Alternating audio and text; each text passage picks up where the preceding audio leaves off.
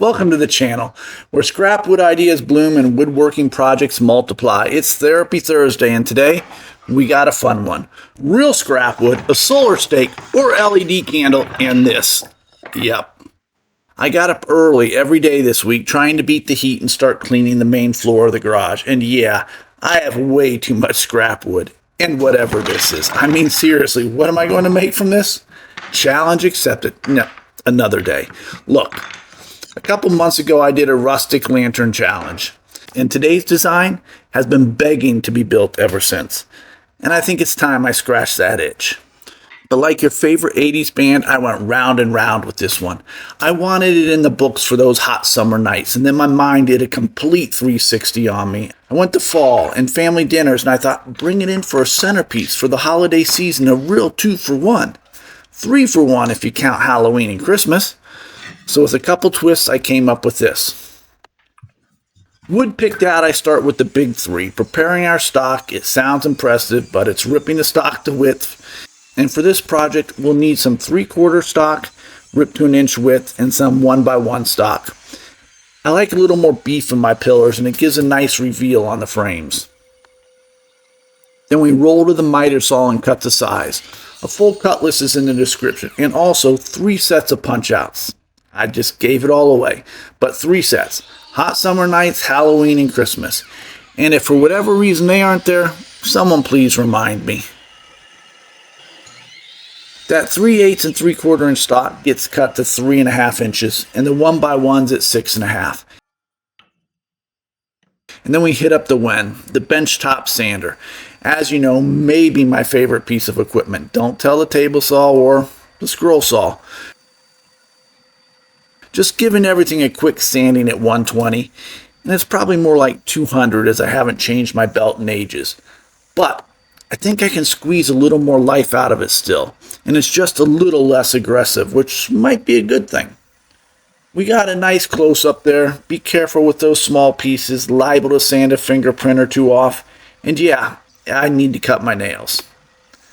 And here we are, that first glimpse, the size of the panels. At first glance, they look a little squat compared to my previous 2 lanterns, but remember, we'll be adding a base and at least a 2-layer top.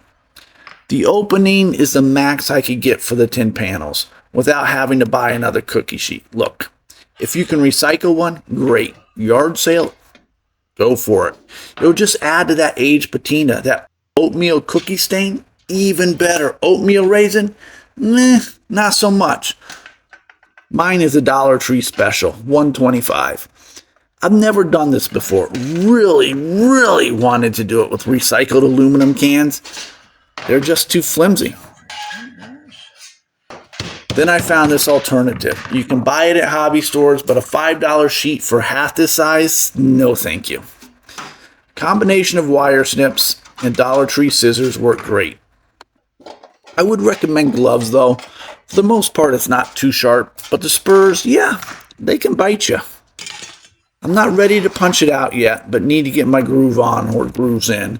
So I settle into the hard part of the build. This is that moment where it either comes together or I have to stay up all night trying to find another build to meet my deadlines.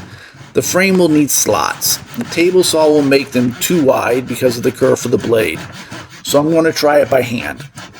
The frame is designed that each pillar will need 2 slots, and the 4 3/4 inch bottom ones will need 1. The top doesn't need any. That's the key to the whole design. If we do it correctly, then we can slide these panels in and out, changing with the seasons, or whatever the occasion is. I mark all edges at 3/8 inch so I know where to cut. And I tried various ways to cut this. In the end, I found it was best to indent the line with a chisel to start it.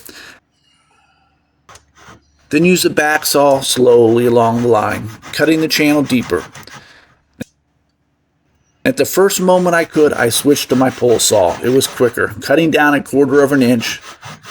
And I also found with some clamps I could brace the piece, making it far easier than holding it one-handed. It might be time to update my bench design at this point.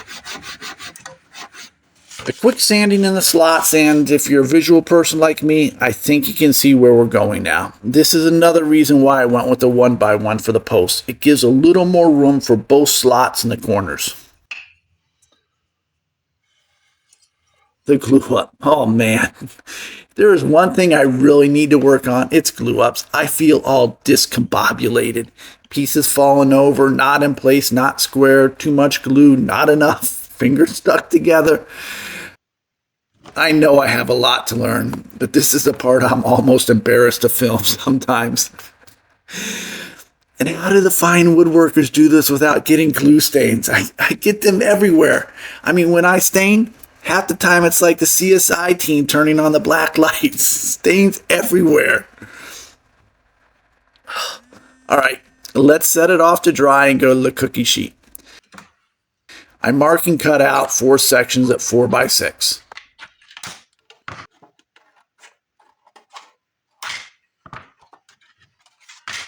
I sketch up 4 basic patterns for my tin, keeping the designs to 3x5.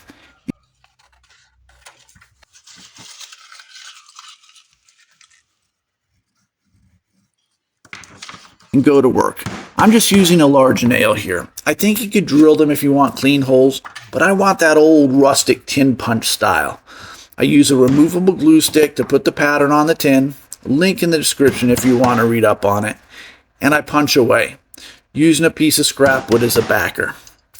Now, my daughter did this once with a special kit she got for Christmas, and she chose of all places to do it on my blanket chest in the family room. I was so mad at the time, furious. And now, it's just part of the patina. And every so often when I pull off the cat beds to clean, I run my hands over the holes, like Braille reading the memories, and I'm not mad. As long as that blanket chest stays around, so does that little girl with a mop of blonde hair and a smile for the ages. Nope, I ain't crying. I move on to the base and top.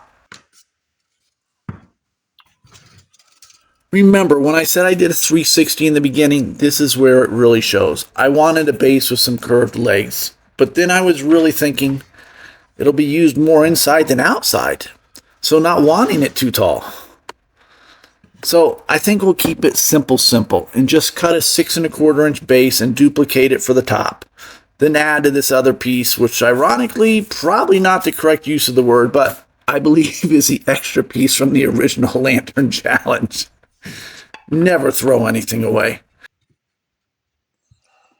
She's getting there. Some special walnut minwax stain and those pesky glue spots come out in the corners. I'm going to have to read up on that. It's beginning to drive me crazy at this point.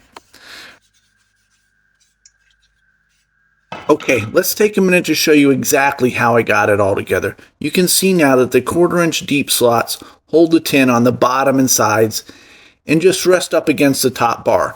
This allows us to switch the panels in and out as needed. The lid, I only used 1 screw to hold mine down. The top layer gets a hole big enough for the solar stake to slide into. The bottom layer gets a smaller hole, allowing the bulb to drop down and through, but not the top. I added a bent coat hanger similar to my Firefly solar picket lantern build. And here we are. I love this thing. I don't even need to turn the lights off to love it. It's gorgeous. Yes, I got some work to do on tin punching, but you have to start somewhere. The stain came out great other than the one glue stain. Okay, honestly speaking to you, the solar light underwhelmed me. It wasn't bright enough. I loved the clear white color though. The fairy lights, much better, although mine are a warm light, which I'm not so sure I like on this. And you can even make them blink. Instead of a circle for the stake on top though, just make a square cutout, or just glue it directly on top for a more DIY approach. Then we have these. I bought these for my jack-o'-lantern row on my porch. I still need to make this year's one though. And I love them. Love them. They operate by remote. And better yet, you can set it to turn on at say 6 p.m. when it gets dark and turn off at 10 p.m. Links for all are in the description or the closest I could find at this point. Remember, 3 patterns in the descriptions, 3 sets. Hot summer nights, Halloween, and Christmas. Are you going to give it a try? What season's calling you? As always, thanks for watching. Please like, comment, and subscribe. If you haven't already, it helps us smaller channels so much. Until the next time.